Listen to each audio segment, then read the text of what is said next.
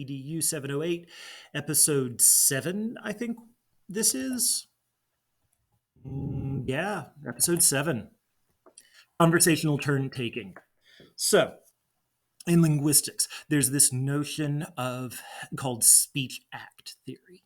And it's a really detailed, really well developed way of talking about the thing that we say isn't necessarily the meaning that we intend to communicate. And it's definitely not always the message that actually gets communicated, right? You talk about the locutionary act. That's what actually comes out of your mouth or gets written up or recorded. And then you have the elocutionary intent or the elocutionary impact. And that's the impact that it actually has on the hearer, right? So if I, for instance, put myself behind a bookshelf, a credibility bookshelf for Zoom, well, it's just books, right? But maybe the impact of that, the elocutionary impact, is different, right? Room Raider. So, elocutionary. Now, the other thing is that the elocutionary impact of a single board post or a single board reply is not necessarily, never, I would go so far to say, the elocutionary meaning of the board is a accreted total. This is about conversational turn taking. And one of the biggest challenges, one of the biggest criticisms that I have about most online design is that it doesn't afford short interactions between interlocutors, whether that's student-student, whether that's student teacher, regardless, where the exchange of messages matters more than any single message. Think about Twitch, for instance, or Twitter, or going way back to bulletin boards, right? It's about the fact that you're exchanging those conversational moments. And maybe it's as simple as an emoji, maybe it's much longer, but that ability to reply in a relatively timely manner shortens and makes smoother the transactional distance that I talked about in the last episode. That's incredibly difficult to pull off when you're online. That's why when we went online back in 2020, we decided to go synchronous. We live streamed synchronous, where everyone got together on Google Meet. We had the chat, we had the live voice, we had facial expression and intonation, because all of those nonverbal cues helped to reduce the transactional distance. They helped to invite conversational turn taking, which again helped to shorten the transactional distance and thus reduce the cognitive load on the actual act of communication so that those cognitive calories could be spent on the content and on the learning that we wanted to happen. So that's conversational turn taking in a nutshell. I think conversational turn taking cannot happen unless you somehow have those liminal spaces that I mentioned earlier. Because otherwise you're having private conversations one-on-one, which either reduces the attention from peer to peer because they're back channeling from the larger public conversation, or you're bringing a teacher to their knees having private conversations with each and every student every time. So the only way that I can figure to have those happen in any sort of healthy way where they're productive is to have some sort of interstitial, some sort of liminal, semi-public, semi-private space like I talked about before. So that's conversational turn taking. Also, by having the conversational turn taking, there's less in each utterance that a person has to pay attention to.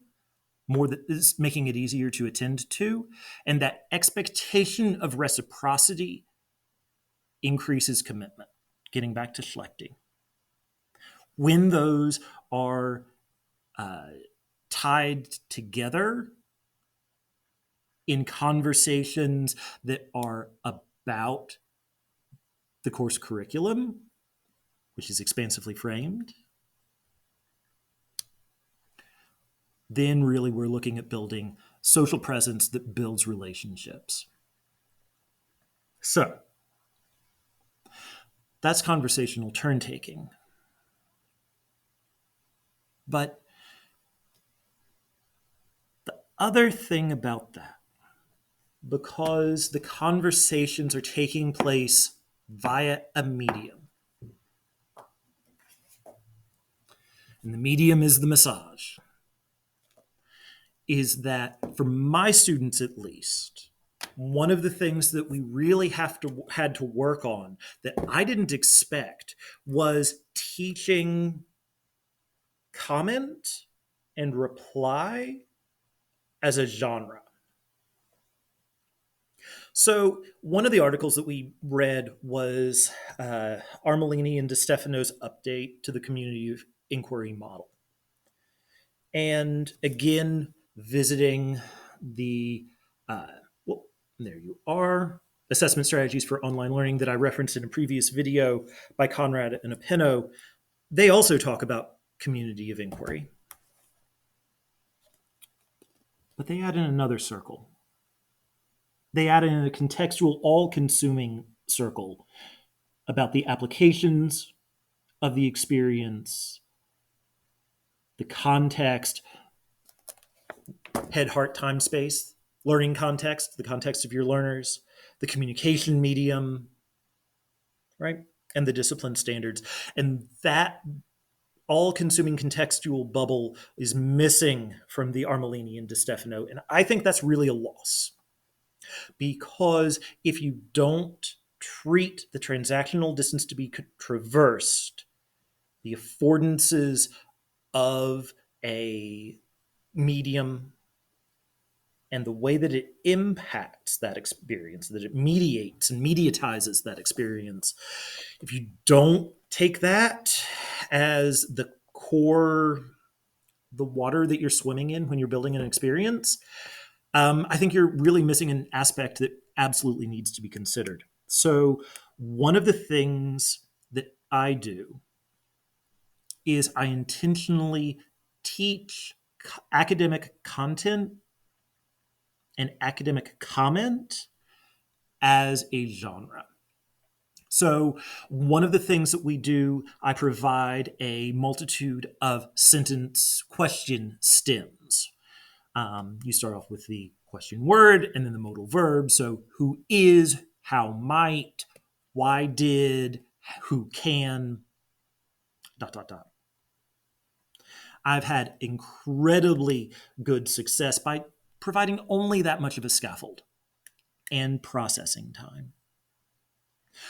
When I'm doing things online and having a conversation, really going back to the structures of a Socratic seminar when I'm doing a class discussion has really, really helped. That paired with the chat blast, where everyone has to wait X number of seconds until the cue word, and then everyone posts their comment at the same time. That's been incredibly helpful. Again, considering the transactional distance and the cognitive calories and processing time so that people have that processing time to pay attention to their thinking and they don't get uncommitted because of the pace. So, Chat Blast, looking at Socratic seminar techniques and structures, using sentence scaffolds,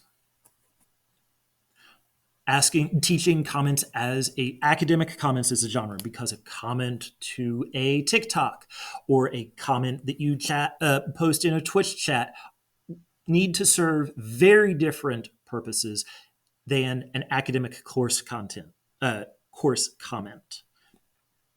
Also, since I have so many students whose IEPs specifically say to deprecate complete sentence responses in favor of multiple choice and word bank, getting students to that point where they feel comfortable generating those things in a way where their spelling, their phrasing does not cause them to spend social capital and result in a behavior management community building problem that I need to resolve and restore. Those things and those considerations in terms of how do I build in constructively, academically constructive conversational turn taking. I don't use discussion boards.